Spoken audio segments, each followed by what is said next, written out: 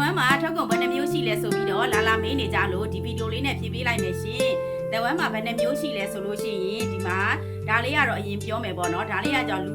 အရန်များတယ်အရန်လဲပေါက်နေတဲ့ယူလေးပေါ့နော်သူကကြတော့အထိုင်များလို့ဘိုက်ကူခါတော့ဝင်းချုပ်နေတဲ့သူတွေဆိုလို့ရှိရင်လည်းတင့်တော်တယ်နောက်ပြီးတော့ဝင်းကြော့ကျင်တဲ့သူတွေဆိုလို့ရှိရင်လည်းတင့်တော်တယ်ပေါ့နော်ဒီလက်ပတ်ကြောင်လေးဆိုလို့ရှိရင်စကရင်တိုင်းများတဲ့သူတွေဆိုလို့ရှိရင်တင့်တော်ဆုံးပါသူကကြတော့ဖုံးအကြည့်များလို့ပေါ့နော်ခေါင်းမူကောင်းကိုက်စကြောတက်တာတွေအာယုံကြောအားနေတဲ့သူတွေအတွက်တင့်တော်ပါတယ်စီးကြိုသွေးကြိုသမားတွေလည်းတောက်ပေးလို့ရပါတယ်နော်သူကကြတော့ဝင်းရဲ့အပြင်ဘက်ကအစီတွေကိုချော့ချပေးတယ်ယူလေးရကြတော့အတွင်းဘက်ကအစီတွေကိုချော့ချပေးပါတယ်ရှင်ပြီးလို့ရှိရင်ဒီမှာ secret လေးဒီ secret လေးဆိုလို့ရှိရင်လည်းလူတီတော့နဲတယ်ပေါ့နော်ဒါပေမဲ့အရန်ကောင်းတဲ့ secret လေးပါသူကကြတော့ဒူးမဲဂျိုင်းမဲကုန်မဲတဲ့သူတွေရောသုံးပေးလို့ရပါတယ်အသားရည်မီညာတဲ့သူတွေလည်းကောင်းပါတယ်ဒီ